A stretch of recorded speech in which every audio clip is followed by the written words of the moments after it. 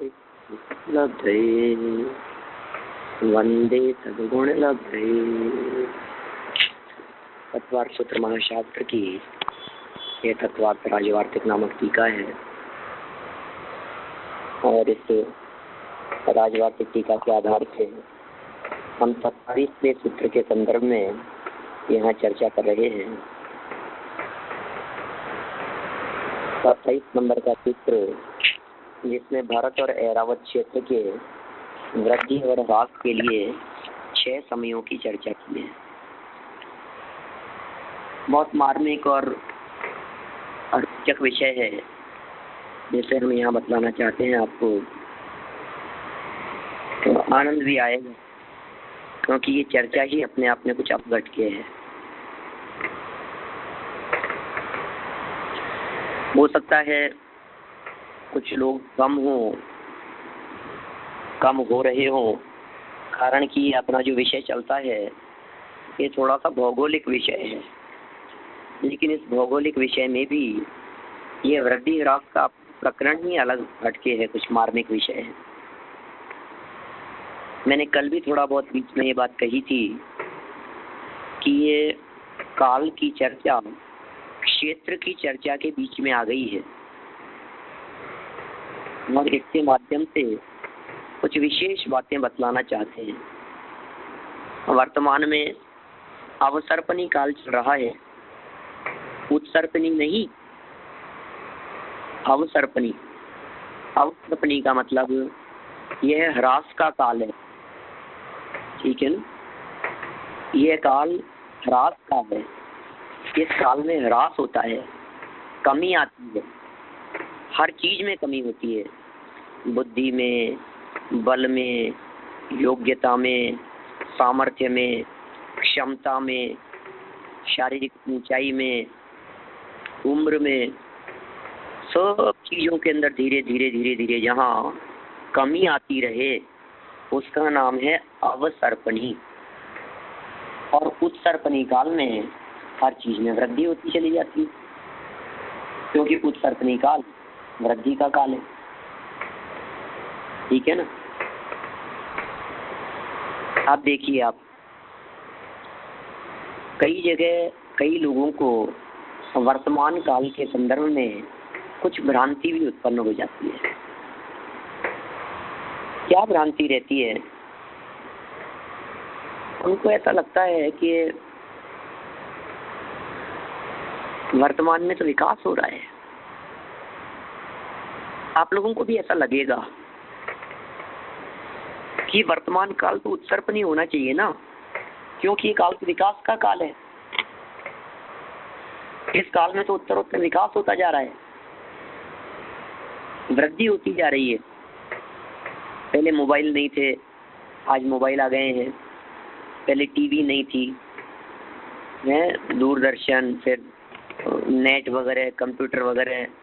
आप देखिए धीरे धीरे करके, पहले लाइट ही नहीं थी तो पंखे कहाँ से होंगे, फिर पंखे नहीं थे, फिर उसके बाद में आगे आगे बढ़ते हुए कूलर, फिर एसी, कितनी विकास हो गया है। आज ऐसा कोई व्यक्ति नहीं दिखता, बहुत दुर्लभ है ऐसे व्यक्तियों को तलाशना आपके देश में, तो जिसके पास में अपना मोबाइल नहीं हो। सबके पास मोबाइल है, सबके पास फोन है। विकास दिखता है कि ह्रास दिखता है? आज हेलीकॉप्टर, वायुयान, एरोप्लेन, रॉकेट, इसके जमाने में दुनिया कितनी छोटी लगने लग गई है, आवागमन के साधन कितने बढ़ गए हैं। इन सब से लगता है कि हाँ, विज्ञान ने बहुत विकास किया है। ये सारा जो जगह दिखाई देती है, सारा जो जगत में दिखाई दे रहा है, ये सब ह्रास नहीं विकास है। आप लोगों का क्या मानना है इस संदर्भ में?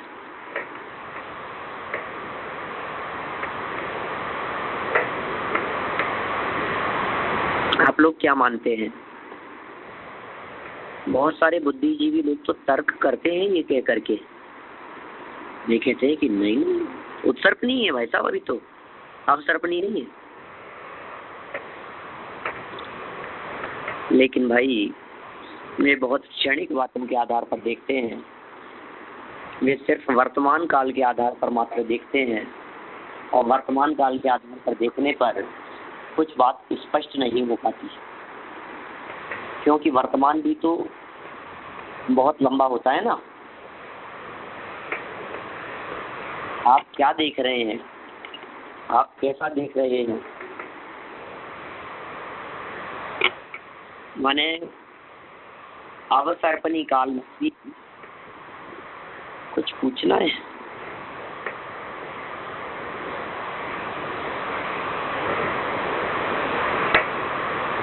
देखिए, अवसर्पणी काल में भी जो ये ह्रास दिखाई दे रहा है, ये ह्रास तो भौतिक साधनों का ह्रास है, साधनों का विकास है, लेकिन इन भौतिक साधनों के विकास में भी व्यक्ति की सामर्थ्य आदि का तो ह्रास हो रहा है ना। ये बात हमारे ख्याल में नहीं आ पाती। हम आपसे पूछ रहे हैं कि आप जैसे विकास कह रहे हो, हम आपसे ही पूछते हैं, आप ही बतलाओ, जरा थोड़ा सा गंभीरता से विचार करके बतलाओ कि आपकी स्मरण शक्ति पहले जैसी है या नहीं है। आज की तारीख में आपको कितने मोबाइल नंबर याद हैं और कितने मोबाइल नंबर आप याद कर लेते हैं, बताइए। तो ज्ञान कम हो जाता है क्योंकि सब सुविधाएं है ना, एक याद नहीं रहता। पहले ये सब स्टोर करने का ऐसा कुछ नहीं था, तो याद रहता। मतलब स्मरण शक्ति कम हो गई है, सुविधा है तो वो ज्ञान तो कम हो जाता। हाँ, आप देखिए, मतलब किसी भी चीज के बारे में उठा करके देख लीजिए, चाहे आप कैलकुलेटर, कंप्यूटर, बौद्धिक क्षमता का ह्रास हुआ है, स्मरण शक्ति का ह्रास हुआ है, सामाजिक पारिवारिक जीवन का में ह्रास आया है, पतन हुआ है। आप प्रैक्टिकल अनुभव कर पाएंगे पहले के लोगों में जो एक अपनेपन की भावना थी, जो एक विकास था, शारीरिक शक्ति थी, कितना कितना पैदल चला करते थे, हाथ पांव में ताकत थी, असली देसी घी खाते थे। और आज तो घी बंद है बिल्कुल। किस वजह से? क्योंकि कोलेस्ट्रॉल की प्रॉब्लम रहती है, थोड़ा सा बढ़ जाएगा, अटैक आने की संभावनाएं दिखेगी। तो ये विकास हुआ है कि ह्रास हुआ है? मशीनों का विकास हुआ दिखता है, लेकिन मशीनों का विकास होने के बावजूद भी शारीरिक और मानसिक क्षमताओं का ह्रास ये बिल्कुल स्पष्ट ख्याल में आता है। बहुत गहन चिंतन करने की जरूरत है इस विषय के संदर्भ में। देखिए, थोड़ा सा प्रकरण में पढ़ता हूँ, यहाँ से आपको बातें स्पष्ट होगी। धीरे धीरे अपन खोलते चलेंगे, छोटे छोटे से प्रश्न अपन उठाते चलेंगे इसके संदर्भ में। देखिए, पेज नंबर 388 पुस्तक,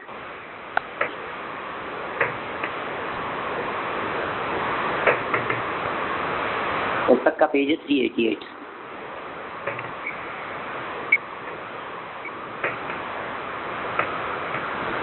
भारत और ऐरावत क्षेत्र में उत्तरपनी और अवसर्पणी 6 कालों में वृद्धि और ह्रास होता है।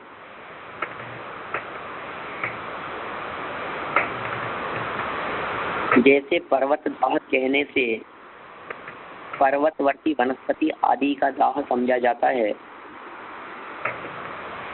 उसी तरह क्षेत्र की वृद्धि ह्रास का अर्थ है क्षेत्र में रहने वाले मनुष्यों की आयु आदि का वृद्धि ह्रास,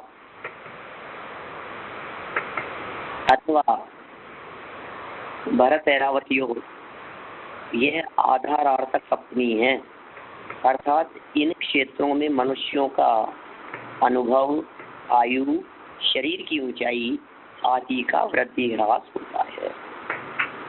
बहुत सार्वजनिक बात कह दी है, लेकिन इसके साथ साथ मैं इसके पश्चात टीका करने वाले श्लोक वार्तिककार की ओर भी आप लोगों का ध्यान आकर्षित करना चाहता हूँ। तत्वा श्लोक वार्तिक बहुत प्रसिद्ध प्राचीन ग्रंथ, राजवार्तिक के पश्चात की टीका, तत्वार्थ सूत्र की ही टीका, उसमें उन्होंने कुछ ऐसी बातें भी कही है कि क्षेत्र में भी वृद्धि और ह्रास होता है। क्षेत्र में भी वृद्धि और ह्रास होता है कि हाँ, क्षेत्र में वृद्धि और ह्रास कैसे होता है कि आप देखिए ना, पहले के समय में जो देखिए, वैसे तो क्षेत्र जितना है उतना ही रहेगा। एक बात तो ये, पहले तो अपने माइंड में बात बिल्कुल स्पष्ट रखे हैं कि जम्बू द्वीप 1 लाख योजन का है तो 1 लाख योजन का ही रहेगा। जमीन छोटी बड़ी कैसे की जा सकती है? जमीन तो जितनी उतनी रहेगी ना। लेकिन अब ये जो छोटे बड़ेपन का जो प्रयोग किया है, ये प्रयोग इस अर्थ में समझा जा सकता है कि भरत क्षेत्र का जो विस्तार या भरत क्षेत्र जो पहले बहुत लंबी दूरी तक फैला हुआ था, 526 योजन तक जो फैला हुआ था भरत क्षेत्र, वो वर्तमान में सिमट करके छोटे से एरिया में आकर के रह गया। इसका नाम ह्रास है। इसको अपन भाषा ऐसी भी कह सकते हैं कि देखो भरत क्षेत्र छोटा हो गया, ऐसा भी कह सकते हैं देखो भरत क्षेत्र का ह्रास हो गया। ऐसा बोलते हैं ना अपन, प्रयोग करते हैं इस प्रकार का। आप लोगों ने ऐसा सुना होगा। हाँ जी, कैसे ह्रास कैसे हुआ? देखिए, बहुत सुंदर प्रश्न आपका। हम कहते हैं क्षेत्र बढ़ता है कि नहीं बढ़ता है, पहले ये बताइए। बढ़ना आसानी से समझ में आता है कि नहीं? आपको नहीं आएगा अभी समझ में। मुझे ये बताइए, इतना ही बम्बई से बढ़ेगा। हाँ, ये बात आपकी बिल्कुल सही है और मैं भी ये कह रहा हूँ ना, पहले इस बात को तो अपने उपयोग में स्थिर रखें कि जितना है उतना ही रहेगा। फिर भी आबादी की दृष्टि से, क्षेत्र की दृष्टि से, है ना, उसके अंदर परिवर्तन होता रहता है। जैसे अभी हमने कहा, हमारे जयपुर की बात करें हम तो, यहाँ इंडिया की जयपुर के बारे में लोग ऐसा कहने लग गए कि पहले से तो जयपुर बहुत बढ़ गया। बढ़ गया मतलब आवासीय क्षेत्र बढ़ गया। बढ़ गया मतलब बसावट ज्यादा हो गई। बढ़ गया मतलब लोग दूर दूर तक जाकर के रहने लग गए। जगह तो उतनी है, जगह तो कम ज्यादा कैसे हो सकती है? क्या जंगल खत्म हो रहे हैं, शहर बढ़ रहे हैं, शहरों का में वृद्धि हो रही है, एरिया बढ़ रहा है, लोगों के रहने का जो दायरा था वो दायरा बढ़ रहा है। पहले 4 दीवारी बहुत छोटे से क्षेत्र में, पहले जयपुर 10 किलोमीटर का था, आज जयपुर शहर 40 किलोमीटर में फैल गया है। तो बढ़ने का समझ में आया आपको? ये प्रयोग हैं, भाषात्मक प्रयोग हैं। क्षेत्र की वृद्धि हानि होती है ऐसा नहीं समझना, लेकिन किसी अपेक्षा से क्षेत्र की वृद्धि हानि कही जाती है। नहीं समझे आप? हाँ जी, हाँ समझ गए। अभी जब ह्रास का काल थोड़े समय पहले जब विशेष चरम सीमा पर था, उस समय ऐसा थोड़ी है कि यहाँ कहीं लोग नहीं थे, लेकिन वो सिमट करके और छोटे एरिया में रहने लगे, और छोटे एरिया में रहने लगे, और छोटे एरिया में रहने लगे। ये सिमट करके बहुत छोटे से एरिया में दुनिया आ गई। क्या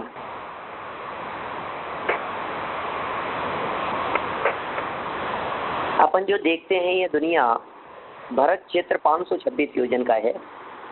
अब 526 योजन के भरत क्षेत्र में ये दुनिया कितने से में सिमट करके रह गई है? अभी 526 दूरी आप 3 टुकड़े कर लीजिए 526 योजन के। 238 योजन नॉर्थ की तरफ, उत्तर दिशा की तरफ वाला मलेच्छ खंड, 238 योजन। उसके पश्चात में बढ़ते हैं तो 50 योजन का विस्तार ये अर्ध का, और उसके पश्चात देखते हैं तो 238 योजन का वापस आर्यखंड। ख्याल में आ गई बात? 526 योजन के 3 टुकड़े, नॉर्थ से लेकर के साउथ तक। कैसे 3 टुकड़े होंगे बतलाइए? 526 योजन के नॉर्थ से साउथ तक 3 टुकड़े होंगे, 238 योजन, 50 योजन और 238 योजन। क्या ख्याल में आ रही है बात? फिर से बोलिए। 3rd योजन 526 योजन का है ना पूरा भरत क्षेत्र। हाँ। अब इस 526 योजन भरत क्षेत्र में बीच में सेंटर में 50 योजन विजयार्ध पर्वत है, 50 योजन चौड़ाई वाला, बिल्कुल सेंटर में है। बाकी का क्या होगा? 50 योजन के बाद में आधा नॉर्थ में हो गया और आधा साउथ में हो गया, तो कितना कितना होगा? आधा नॉर्थ में और आधा साउथ में होगा तो कितना कितना होगा, कैसे होगा? 238 योजन और 238 योजन होगा।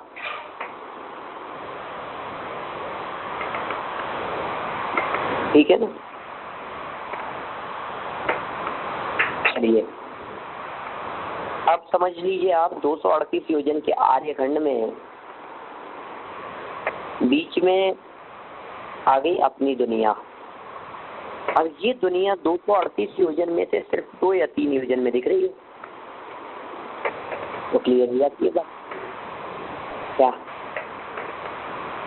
आप देख लीजिए 2-3 योजन में, इसका मतलब बाकी दुनिया पहले कितनी बड़ी थी, वो भरत क्षेत्र आर्यखंड कितना फैला हुआ था, वो सिमट करके इस नीचे में आ गया ना, सब लोग सिमट करके छोटे से एरिया में रहने लग गए।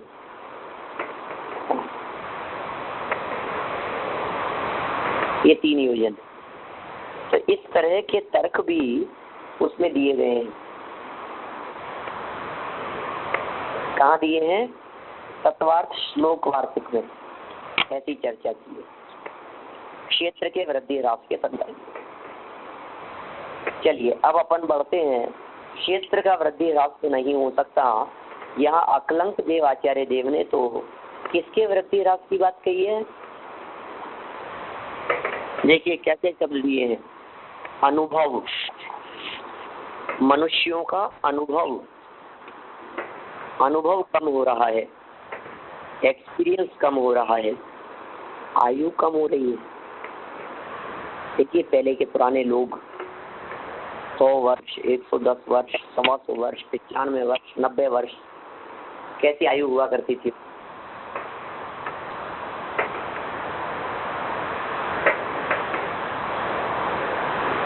क्या? और आज तो बहुत दुर्लभ हो गया है, जीवन बहुत कठिन हो गया। क्या आयु कम दिखना, ऊंचाई की बात करो। देखिए मैं आयु की बात अभी अभी की कह रहा हूँ आपसे, 100 वर्ष के आसपास की। आप थोड़ा सा पीछे जाकर के देखेंगे तो बहुत प्रैक्टिकल अनुभव कर पाएंगे आप। थोड़ा ज्यादा पीछे जाकर के देखते हैं तो पार्श्वनाथ स्वामी की आयु 100 वर्ष की थी, और पीछे जाकर के देखते हैं तो नेमिनाथ स्वामी की आयु 1000 वर्ष की थी, 700 वर्ष। वो विहार किया उन्होंने समूह शरण से। आप देखिए कैसे कैसे आयु बढ़ती चली जा रही है पीछे पीछे। और पहले जाकर के देखते हैं तो तीसरे काल में ऋषभदेव स्वामी की आयु 84 लाख पूर्व की थी। इससे अवसर्पणी काल बिल्कुल स्पष्ट ख्याल में आता है। घट रहा है, कम हो रहा है। फिर इन्होंने कहा शरीर की ऊंचाई आदि का वृद्धि ह्रास होता है। ऊंचाई भी दिख रही है हमारे को। ऋषभदेव 500 धनुष के, अजितनाथ स्वामी 450 धनुष के। बोलो देख कितना 50-50 धनुष का अंतर दिखाई दिया।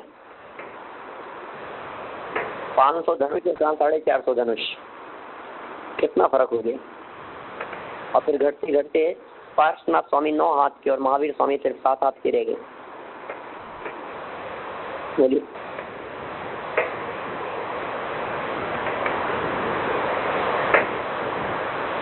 शरीर की ऊंचाई का भी वृद्धि ह्रास हो गया। ठीक है ना, ऊंचाई के वृद्धि ह्रास संबंधी है। इसी तरह से और बातों के संदर्भ में भी ये बात लगाई जा सकती है। इसके संदर्भ में कई शास्त्रों के कई प्रकार के उदाहरण मिलते हैं अपने को। उत्तरपनी और अवसर्पणी की व्याख्या के संदर्भ में। पंडित जी, हाँ, जो शरीर का बोले कि वो जो की जा रही थी तो चरम शरीर ही होते, नहीं पड़ता था ना? क्या चीज में? चरम शरीर ही थे ने तीर्थंकर। हाँ, तो हाँ, नहीं पड़ता था ना उसके जो ज्यादा उसका चरम शरीर कम, ऐसा नहीं कुछ?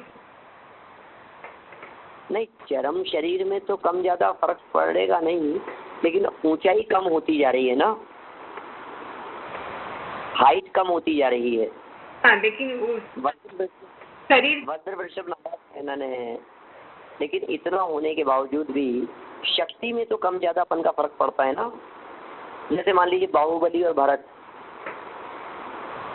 दोनों ही चरम शरीरी थे, लेकिन दोनों के चरम शरीरी होते हुए भी बाहुबली की हाइट ज्यादा थी 550 धनुष की, और भरत जी की हाइट 475 धनुष की थी, तो युद्ध के अंदर जीत नहीं सके वो बाहुबली से।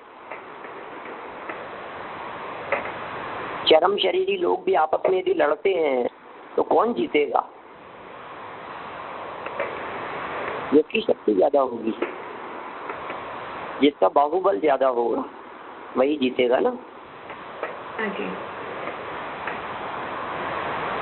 या अनुभव की बात है, माने ज्ञान?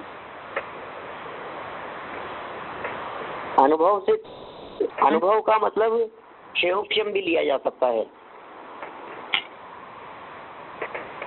अनुभव का अर्थ ज्ञान का क्षेयोक्षम आदि भी लिया जा सकता है। बुद्धि, विकास, स्मरण शक्ति, इसको भी अनुभव में ले लेते हैं अपन। अनुभव डिपेंड करता है आपकी स्मरण शक्ति पर। स्मरण शक्ति मंद है तो आपको अनुभव भी मंद होगा, माने आप उस चीज का अनुभव का ख्याल नहीं है, आपको ज्ञान नहीं है। स्मरण शक्ति के ऊपर डिपेंड करता है, जिसकी जितनी स्मरण शक्ति है ना, उसका उतना ही एक्सपीरियंस ज्यादा काउंट होता है। ठीक है ना? चलो आगे बढ़ते हैं अपन। देखो, जिसमें अनुभव, आयु, शरीर आदि की उत्तरोत्तर उन्नति हो वह उत्तरपणी, वही आ गई ना बात। और जिसमें अवनति हो वह अवसर्पणी। इसके साथ साथ में 6 कालों के जो नाम बतलाए हैं, उन नामों से भी तो ये बात स्पष्ट हो जाती है। अवसर्पणी के नाम अलग प्रकार के, उत्तरपणी के नाम अलग प्रकार के। देखिए, कुछ ग्रंथों के प्रमाण मैंने एकत्रित किए थे अपनी शोध पुस्तक में, मैं वो प्रमाण आपको पढ़ करके बतलाता हूँ उत्तरपणी अवसर्पणी के संदर्भ में। तिलोए पंडिती में इस तरह का प्रमाण मिलता है। अवसर्पणी काल में मनुष्य एवं त्रियंचों की आयु, शरीर की ऊंचाई एवं विभूति आदि सभी घटते रहते हैं तथा उत्तरपणी काल में बढ़ते रहते हैं। ये तिलोए पंडिती का प्रमाण है 4थे अध्याय में। क्या क्या बातें कह दी? आयु की बात हो गई, शरीर की बात हो गई, ऊंचाई। इसके अलावा एक नया शब्द यहाँ है विभूति। तो विभूति भी घटती बढ़ती रहती है। अवसर्पणी काल में विभूति घटती रहती है और उत्तरपणी काल में विभूति बढ़ती रहती है। आप देखिए, ऋषभ देव का जो महल था वो 84 मंजिल का था, और महावीर स्वामी का जो महल था, भवन था, वो 7 मंजिल का था। 7 फ्लोर है, वो 84 फ्लोर का है। ठीक है। और ये नंबर पंडित जी, ये नंबर उनकी आयु से भी मिलते आते हैं? हाँ, आयु से मिलते हुए तो दिख रहे हैं अपने को, लेकिन इस तरह से तो आयु के बारे में तो अपने को उससे रिलेशन नहीं बैठाना चाहिए। हाँ हाँ, बरोबर। लेकिन इतना जरूर समझ में आ रहा है हमारे को कि ऊंचाई कम होती जा रही है, विभूति कम होती जा रही है, शक्ति सामर्थ्य कम होती जा रही है। इसी तरह से ये तत्वार्थ राजवार्तिक का ही प्रमाण है, 27वें सूत्र का ही, जो मैंने इसमें भी लिख रखा है मेरे इसमें, जिसमें अनुभव, आयु, शरीर आदि की उत्तरोत्तर वृद्धि उन्नति हो वह उत्सर्पणी, और जिसमें अवनति हो वह अवसर्पणी। यदि पढ़ लिया ना अपन ने। इसके आगे देखिए सर्वार्थ सिद्धि के अंतर्गत क्या मिलता है। तत्वार्थ सूत्र की ही टीका है सर्वार्थ सिद्धि। वहां क्या दिया है उन्होंने, जिसमें भरत और ऐरावत क्षेत्र में मनुष्यों के अनुभव, आयु, प्रमाण आदि की वृद्धि होती है वह उत्सर्पणी काल है, और जिसमें इनका ह्रास होता है वह अवसर्पणी काल है। ठीक है। फिर और प्रमाण देखिए आदि पुराण में 3 अध्याय 14 नंबर श्लोक में, जिसमें मनुष्यों के बल, आयु और शरीर का प्रमाण क्रम क्रम से बढ़ता जाए उसे उत्सर्पणी कहते हैं, और जिसमें वे क्रम क्रम से घटते जाएं उसे अवसर्पणी कहते हैं। आचार्य पुष्पदंत के महापुराण में लिखते हैं वे, जब बाहुबल, वैभव, मनुष्य शरीर, धर्म, ज्ञान, गंभीर्य और धैर्य बढ़ते हैं तो उत्सर्पणी काल होता है, और जब ये घटते हैं तब अवसर्पणी काल होता है। इससे तो बिल्कुल स्पष्ट हो गई है बात। ज्ञान घटता है, आप साफ कह दिया, धर्म घटता है, गंभीरता घटती है, लोगों के हृदय का धैर्य घटता है। ये सब प्रैक्टिकल अनुभव में आ रहा है हमारे को। आज हमारे मनों में जो विकृतियां हैं और जो अशांति है, उस अशांति का कारण ही यही है कि पेशेंस नहीं है हमारे में, धैर्य नहीं है। क्या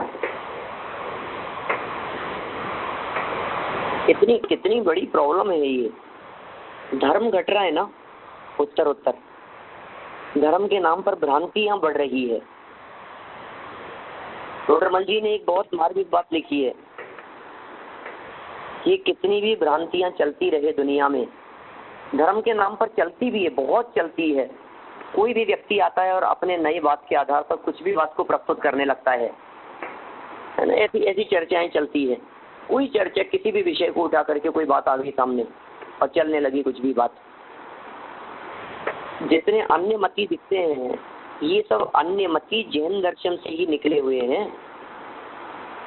जितने अन्य मतावलंबी दिखते हैं, जैन दर्शन सम्मत बातों को ही एक एक पक्ष को ग्रहण करके, किसी एकांत को ग्रहण करके बातों का प्रतिपादन कर दिया जाता है और मिथ्या मतों का प्रचार प्रसार होता रहता है। धीरे धीरे करके वृद्धि को प्राप्त हो गए और धर्म का ह्रास होता गया। असली धर्म, यथार्थ धर्म की जो चर्चा थी उसका ह्रास होता चला गया। सच्चाई है ये। इसलिए बहुत सावधान रहने की जरूरत है हमारे को। टोडरमल जी साहब ने तो बहुत 5वें अध्याय में, 6वें अध्याय में बहुत विस्तार से वर्णन किया सावधानी के लिए। और प्रारंभ में पहले ही अध्याय के अंदर इस तरह की बात कह दी कि भैया यदि कोई इस तरह से गलत बात का प्रचार करने का प्रयास करेगा तो वो प्रचार भी कैसे करेगा। मैं सच कहता हूँ, आप कभी ये जो अन्य मती आते हैं ना, आप उन लोगों के व्याख्यान सुन करके देखो, बहुत आध्यात्मिक होते हैं, लेकिन सुनना नहीं कभी। इसलिए नहीं सुनना कि आप उसे सुन करके उससे प्रभावित हुए बिना नहीं रहेंगे। ये प्रॉब्लम है सबसे बड़ी अपने साथ में। ऐसा आत्मा का स्वरूप बतलाएंगे कि आप चक्कर खा जाएंगे। आप गीता के अंदर आत्मा का स्वरूप, किसी गीता पर व्याख्यान करने वाले से आत्मा का स्वरूप सुन लो। ये ब्रह्म कुमारी वाले जो है ना, अन्य मतावलंबी, आप उन ब्रह्म कुमारी वालों से आत्मा का स्वरूप सुनेंगे तो आपको लगेगा यार क्या गजब, बिल्कुल ये तो जैनी है। तो अरे जैनी नहीं है, उसके माध्यम से एकांतवाद का पोषण होता है हमारा। टोडरमल जी ने बहुत जबरदस्त तर्क दिया मोक्ष मार्ग प्रकाशक में। देखिए मैं मार्मिक बात बतलाता हूँ आपको। उन्होंने कहा, ऐसा तर्क दिया कि देखिए किसी व्यक्ति की गलत बात भी सच में से मिला करके चलाई जाती है। मैंने शायद एक दिन पहले भी ऐसी बात कही थी, थोड़े दिन पहले, 10-15 दिन पहले शायद इस तरह की बात मैंने कुछ कही है पहले भी आप लोगों के साथ में, कि वो सच्चे और झूठे मोतियों की बात, या समझिए किसी व्यक्ति को नकली नोट चलाना हो तो नकली नोट ही की गड्डी यदि वो चलाएगा तो चलेगी नहीं, लेकिन असली नोटों में 2-4 नकली नोट मिला देगा तो चल जाएगी। बोलो आप प्रैक्टिकल बात क्या है? थोड़ा सा व्यक्ति ना समझ होता है तो ठगाया जाता है। ये ऐसी चलेगी प्रवृत्ति इस पंचम काल में। ये अवसर्पणी काल है। ये धीरे धीरे करके इन सब चीजों का ह्रास होना है। आचार्य गुणभद्र स्वामी तक ऐसी तक बात कहते हैं कि धीरे धीरे करके ये धर्म का ह्रास बढ़ता चला जाएगा। मुनिराजों को संबोधन करते हैं, एकांत पक्ष के धारी मुनि होने लगेंगे धीरे धीरे। मैं आपको ऐसी ऐसी बातें बतलाऊं, आपको कल्पना नहीं होगी। हमारे यहाँ हिंदुस्तान के अंदर अन्य मतियों का प्रचार करने वाले बहुत संत जैसे हो गए हैं, मुनिराज हो गए हैं। अपन किसी की निंदा आलोचना नहीं करना चाहते, लेकिन नग्न दिगंबर वेश को धारण करने के बावजूद भी और शुद्ध आत्मा की चर्चा करने के बावजूद भी मिथ्यात्व बंध का कारण नहीं है। इस तरह की विपरीत मान्यता के पोषण हो जाया करते हैं। ह्रास होना है, पंचम काल है, धीरे धीरे करके इन सब चीजों में कमी आनी है। इसलिए हमेशा सावधान रहें, हम मूल बात से कहीं विचलित न होवे। फिर लेकिन एक बात और ख्याल में आती है, देखिए आप पिछले 2000 वर्षों में आचार्य कुंदगुंद के द्वारा प्ररूपित, आचार्य अमृतचंद्र के द्वारा प्ररूपित, आचार्य जयसेन के द्वारा प्ररूपित, आचार्य कुंदगुंद आदि आचार्यों के माध्यम से बतलाई गई शुद्ध विशुद्ध आत्म तत्व की चर्चा, उसमें बीच में कितने भी व्यवहाराभासी लोगों ने कुछ न कुछ मिलाने की चेष्टा क्यों न की हो, और मिलाया ही हो उन्होंने, लेकिन फिर भी गुरुदेव जैसे महापुरुष ऐसे आ गए जिन्होंने आकर के सबको धूल धूमिल कर दिया और व्यवहाराभास की मान्यता को मिटा दिया। मैं कहता हूँ क्या नहीं है गुरुदेव की वाणी में, क्या बच गया है? जो तत्व उन्होंने खोल करके बतलाया है वो सारी बात आत्मा का यथार्थ स्वरूप आज के यदि वर्तमान युग में कहीं आपको देखना हो तो गुरुदेव श्रीकांत जी स्वामी कहते हैं अन्य कहीं नहीं मिलेगा। नैन श्री बहन के पास में मिलेगा आपको ये तत्व ज्ञान। आप पढ़िए उनके वचनामृत, बड़ा मजा आता है उसमें। द्रव्य दृष्टि जिनेश्वर, उनके बोल, उनके प्रवचन रत्नाकर। तो फिर साहब ये और लोग भी आत्मा की चर्चा करते हैं। मैं कई बार, मेरा प्रसंग पड़ता है कई बार हिंदुओं के बीच में भी उठने बैठने का, इसलिए मैं बात करता हूँ इस तरह की। हमारे जैन मतावलंबी भी हिंदुओं से बहुत अधिक प्रभावित हो जाते हैं। कई बार तो ये जो बाबा रामदेव हैं, आशाराम बापू हैं, और ये जो श्री श्री रविशंकर हैं, और ये मतलब ये बहुत इस तरह के हैं जो ऐसे लगते हैं बिल्कुल आध्यात्मिक और धार्मिक व्यक्ति दिखते हैं। हमें उनकी निंदा आलोचना नहीं करनी, हमें तो सिर्फ यहाँ क्या बतलाना है, अवसर्पणी काल है ये बतलाना है। तो फिर करें क्या साहब? अपना लोटा छान करके पियो, गांव की चिंता मत करो। स्वयं में किसी प्रकार का कोई मिथ्यात्व पोषण होता हो तो हम सावधान रहें, क्योंकि इस पंचम काल में तो धीरे धीरे करके ये धर्म खत्म हो जाएगा अंत तक जाते जाते। विज्ञान की महिमा आ रही है, सोचो आज के समय में लोगों के हृदय में धर्म की महिमा कहाँ है जितनी विज्ञान की महिमा है। साइंस की महिमा आती है आज हम लोगों को सबको। अब ये जो साइंस की महिमा आ रही है, धर्म का ह्रास नहीं है तो और क्या है? आप इसे विकास कह दो।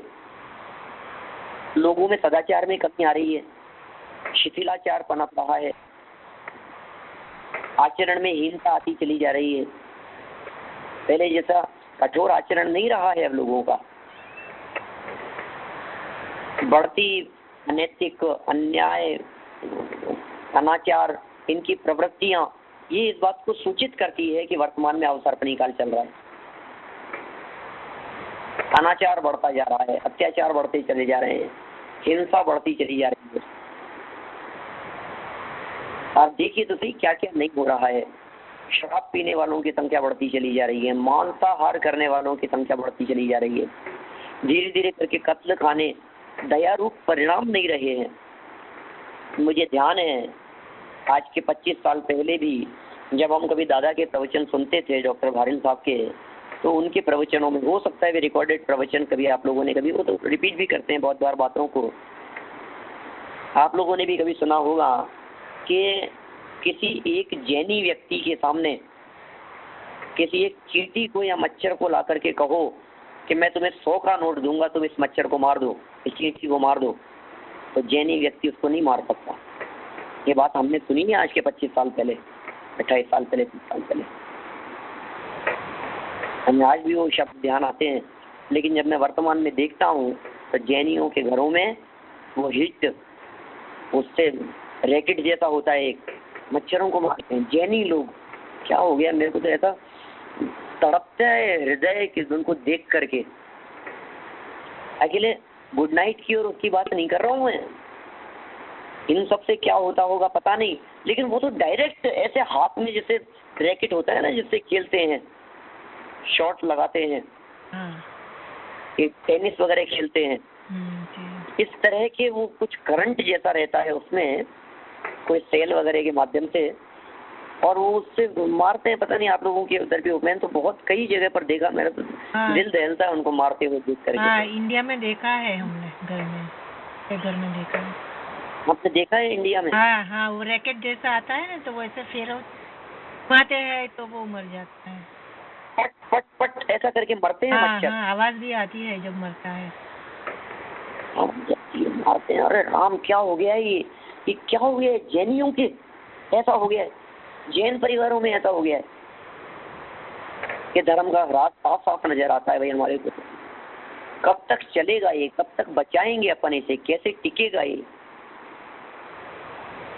अपन लोगों की जवाबदारी है, अपन लोगों की जिम्मेदारी है। टोडरमल जी साहब ने कहा, देखिए ऐसा तर्क किया उन्होंने मोक्ष मार्ग प्रकाशक ने पहले ही अध्याय में, आप खोल करके देखेंगे तो आपको मिलेगा वहाँ। पहला अध्याय तो 20 पेज का है मात्र, उसमें कुछ पेजों में खोल करके देखेंगे, ग्रंथ की प्रामाणिकता वाला प्रकरण है, ग्रंथ की प्रामाणिकता वाला। और कई लोगों ने तर्क किया इस प्रकार का कि साहब कोई व्यक्ति यदि सही बात के बीच बीच में गलत बात मिला देवे तो हमें पता नहीं लगेगा, हमें कैसे पता लगेगा कि गलत बात है? तो टोडरमल जी ने उसका तर्क दिया। क्या तर्क दिया कि अरे भाई कैसे पता नहीं लगेगा, समझदार व्यक्ति उसे आगे नहीं चलने देंगे। हेतु क्या दिया उन्होंने, जिस तरह से सच्चे मोतियों में कोई झूठे नकली मोती मिला देवे तो उन मोतियों की झलक नहीं मिलती, और ज्ञानी जी उसे पकड़ लेते हैं, उसे आगे नहीं चलने देते।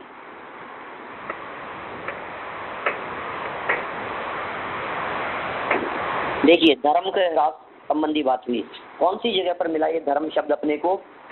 क्या प्रमाण बतलाया मैंने आपको? महापुराण का, आचार्य पुष्पदंत के महापुराण में ये प्रमाण मिलता है। बाहुबल की बात तो समझ में आती है हमारे को, बाहुबल मतलब शारीरिक शक्ति। वैभव की बात भी समझ में आ गई। वैभव के अंदर थोड़ा सा आप लोगों को कंफ्यूजन होगा। वो कंफ्यूजन कैसे होगा कि साहब अभी तो वैभव बढ़ रहा है, पंडित जी आप कैसी बात कर रहे हो, आप ह्रास कह रहे हो, हमारे पास तो वैभव बढ़ रहा है। आज के 50 साल पहले की हमारी लाइफ स्टाइल में और आज की हमारी लाइफ स्टाइल के अंदर जमीन आसमान का अंतर है, कह सकते हैं आप लोग? कहते ही होंगे। आप कैसे कह रहे हो कि वैभव के अंदर कमी आती है अवसर्पणी काल में? वैभव में कभी तो ऐसी आती है कि उस जमाने का वैभव और आज के वैभव में जमीन आसमान का अंतर है। आज आपके जो मोबाइल हैं, आज आपकी जो गाड़ी हैं, पेट्रोल के बिना नहीं चलती, डीजल के बिना नहीं चलती हैं, गैस के बिना नहीं चलती, मोबाइल के लिए चार्जिंग के बिना नहीं चलेंगे। इतने माइनस पॉइंट है इनमें। और पहले के जो विमान हुआ करते थे वो विमान तो ऐसे होते थे कि एक चादर बिछा दी, एक दरी बिछा दी, एक चटाई के ऊपर कुछ लोग खड़े हो गए और उसने कहा चलो, और वो चटाई आसमान में उड़ने लगी। ऐसे होते थे। आज कहाँ है ये सब चीजें? रिद्धियां हुआ करती थी, शक्तियां हुआ करती थी, सामर्थ्य हुआ करती थी, वो उनका असली वैभव था, वो अंदर का, अंदर से प्रकट हुआ। मनुष्य शरीर का भी यदि आपको प्रमाण देखना है ना, तो आप पुराने जमाने के लोगों की हाइट और आज के लोगों की हाइट से अंदाजा लगा सकते हैं। मैं बहुत पुरानी बात नहीं करता, क्योंकि बहुत सारे लोग ये कह सकते हैं, कई लोग ऐसे भी होते हैं दुनिया में जो ये कहते हैं कि साहब हम आदिनाथ की ऊंचाई पर विश्वास नहीं होता हमारे को, आदित्यनाथ, संभवनाथ आदि की, शांतिनाथ, इन तीर्थंकरों की ऊंचाइयों पर भरोसा नहीं होता हमारे को। कोई बात नहीं, नहीं होता, ठीक है, लेकिन फिर भी बहुत से प्रमाण ऐसे हो सकते हैं। कौन से प्रमाण? राणा प्रताप, चेतक, मैंने उस समय घोड़ों की हाइट, उस समय राजाओं की हाइट, 300-400 पहले जो हुए हैं उनकी हाइट आदि को तो आप मानेंगे, उसे तो स्वीकार करेंगे। और उनके वो बख्तर और वो जो तलवार भी वो बहुत भारी थी ना, जब म्यूजियम में देखते हैं तो। हाँ बिल्कुल, हाँ, इसलिए पता चलता वो हम लेकर के चल नहीं सकते हैं, उठा नहीं सकते हैं हम, और हमारे बस की बात नहीं है उसको लेकर के चलना। किलों को उंगाल जाया करता था चेतक, ऐसी सुनी है हमने कहानियाँ, सच्ची है, वे सब सच्चाई है हमने। तो देखिए और भी बात की जा सकती है शरीर के संदर्भ में। डायनासोर आज का है, डायनासोर देखिए आप लोगों ने? हाँ, लगभग 20 साल पहले एक पिक्चर आई थी जुरासिक पार्क, डायनासोर की पिक्चर, द लास्ट वर्ल्ड के नाम से उसका सेकंड पार्ट और आया था। 20-25-22 साल पुरानी बात करता हूँ, 20-22 साल पुरानी, इंग्लिश में आई होगी, फिर उसका हिंदी वर्जन आया था। डायनासोर दिखाए थे, उसके बाद में तो कई इस तरह की बनती रही, लेकिन वो डायनासोर के जो अवशेष मिलते हैं, उनकी जो हाइट वगैरह और वो जो सब वर्णन मिलता है, उन सबको देख के हम अंदाजा लगा सकते हैं, अनुमान लगा सकते हैं, उनसे पता लगता है हमारे तो उस समय में ऐसा होता था। धर्म, ज्ञान और गंभीरता, आज के बच्चों में वो गंभीरता नहीं है, तो सिंसियर नहीं है वो पहले जैसे, वो शालीनता नहीं है, वो समझ नहीं है, नहीं, गंभीरता, धैर्य, ये सब उत्सर्पणी काल में तो बढ़ते हैं और अवसर्पणी काल में घटते हैं। इस तरह का ये प्रमाण प्रस्तुत किया गया पुष्पदंत स्वामी का। फिर एक और प्रमाण दिया मैंने त्रिलोकसार का। त्रिलोकसार में नेमिचंद्र स्वामी क्या कहते हैं? पंच भरत एवं पंच ऐरावत क्षेत्रों में जो स्थित, पंच भरत एवं पंच ऐरावत क्षेत्रों में स्थित जीवों के शरीर की ऊंचाई, आयु और बल की क्रमशः अवसर्पणी में हानि और उत्सर्पणी काल में वृद्धि होती है। इस तरह से ये फिर इनके 6 काल बतलाए हैं। अपन इस बात को आगे पढ़ेंगे, माने इसमें नीचे चल करके इन्होंने उमा स्वामी आचार्य के सूत्र की व्याख्या करते हुए अकलंक देव आचार्य ने 6 कालों के नाम भी बतलाए हैं। फिर नीचे फिर उत्सर्पणी और अवसर्पणी के कालों की लंबाई चौड़ाई बतलाई, कितने कितने लंबे काल होते हैं, उस विषय को भी आगे नीचे चल करके बतलाया है। अपन उस विषय को फिर आगे बढ़ाएंगे। अभी की बात को तो मैं यही ध्यान देता हूँ, कुछ पूछना हो बोलिए, नहीं तो पूछना। वो अपने क्षेत्र की बात की ना कि पहले बहुत बड़े, अभी तो अभी तो सब लोग वहाँ यहाँ अमेरिका की बहुत पॉपुलेटेड हो गया और सब बड़ा जैसा लगता है। हाँ। अभी छोटा जो जयपुर से आपने बताया वो से तो ये भी दुनिया तो बहुत जगह, सब जगह बसने लगी, स्टेशन बसने लगी, मतलब बढ़ रही है ऐसा लगता है ना अपने को। हाँ, हाँ। देखिए इसमें भी क्या होता है, 21,000 वर्ष का जो अवसर्पणी काल का पंचम काल है, इसमें भी कुछ फेज ऐसे आते हैं, उस फेज में वो कुछ कभी कभी कुछ बढ़ता है, थोड़े समय बढ़ता हुआ सा दिखाई देता है, ज्यादा लंबे समय का नहीं है ये, फिर वो घटता ही जाएगा। एक्चुअल में तो घटना ही है, ह्रास का काल चल रहा है। पंडित जी आप नहीं देखते? हाँ बोलिए। एक बार डॉक्टर साहब ने एक बार बताया था कुछ के एक जगह बहुत ही वस्ती बढ़ रही है, पॉपुलेशन, एक जगह कम होती होगी, यहाँ बढ़ती है। हाँ ठीक बात है, होता है इस तरह का। तो पहले क्या ये अमेरिका ये जगह भी पहले बसती, लाइक ऋषभ देव भगवान और अजितनाथ भगवान के में, तो आप कम हो गई ना, आप देखिए रेडिएशन वगैरह के कारण कितने लोग एक साथ मर जाते हैं। जापान में रेडिएशन हुआ, एकदम खत्म हो गया, नगर तबाह हो जाते हैं। अभी बम गिरेंगे और सब तबाह हो जाएंगे धीरे धीरे करके। रोजाना तो आए दिन तो इस तरह की घटनाएं चलती रहती है। तो किसे विकास कहें अपन? जितना विकास है ये विनाश के ऊपर खड़ा हुआ है, टिका हुआ है। और कुछ?